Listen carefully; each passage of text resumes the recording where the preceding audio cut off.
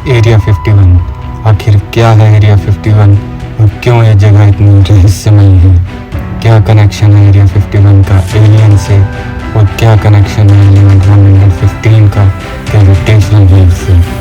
और कौन है बॉब लज़ार जिनका दावा है कि उन्होंने एलियंस को और यूएफओ को देखा है? तो बात करेंगे इन सब सवालों के बारे में इस वीडियो में।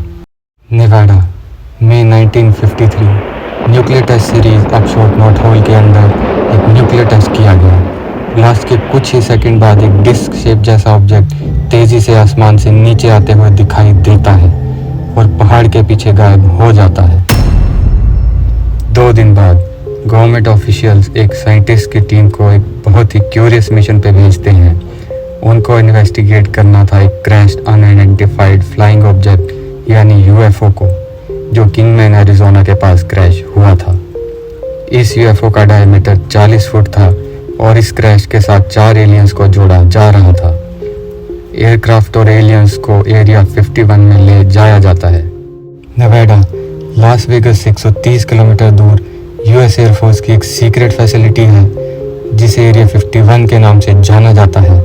इस फैसिलिटी को अप्रैल 1955 में CIA द्वारा एस्टेब्लिश किया गया।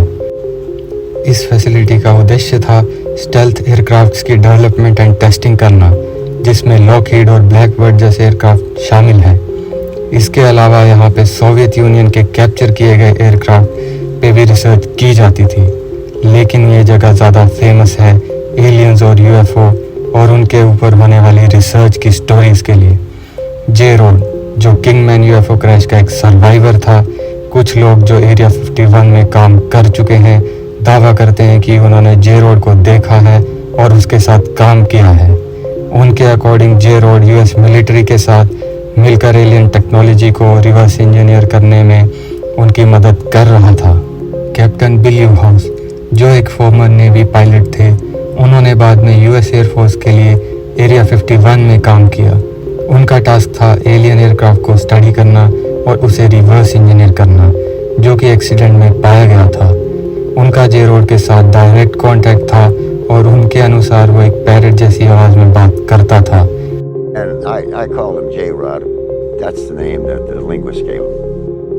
And he would talk, but he'd sound just like, if you spoke, he'd sound like you.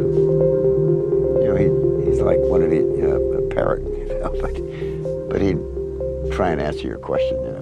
Dan Burisch, जो एक माइक्रोबायोलॉजिस्ट हैं, उन्हें जे रोड की देखभाल के लिए रखा गया था ताकि जे रोड बिल्कुल हेल्दी रहे। जे रोड को एक बहुत ही स्पेशल अंडरग्राउंड चैम्बर में रखा गया था। ऐसे ही एक और शख्स है जिनका नाम है बॉब लज़ार, जिनकी स्टोरी सबसे इंटरेस्टिंग है क्योंकि उन्होंने पिछले 30 साल से अपनी स्टोरी नहीं बदली है। उन्होंने एक ऑटोबायोग्राफी लिखी है जिसका नाम है ड्रीमलैंड, जिसमें वो एरिया 51 के किस्से शेयर करते हैं। बॉब लज़ार 5 साल पहले जो रोगन के पॉडकास्ट में भी आ चुके हैं, जिसमें उन्होंने एरिया 51 के एक्सपीरियंस के बारे में खुल के बताया है।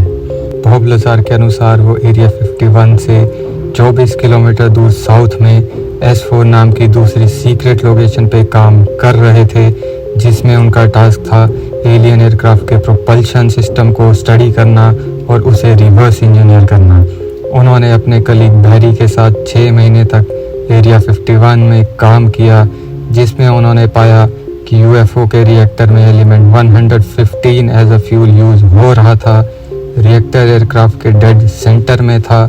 उसके नीचे ग्रेविटी एम्पलीफायर्स लगे हुए थे और उसके नीचे लगे हुए थे ग्रेविटी एमिटर्स, जिससे पावरफुल ग्रेविटेशनल वेव्स निकलती थी और एयरक्राफ्ट हवा में उड़ सकता था।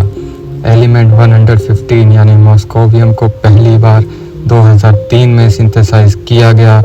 ये बहुत ही अनस्टेबल एलिमेंट है और ये कुछ मिलीसेकंड में दूसरे एटम में कन्वर्ट हो जाता है।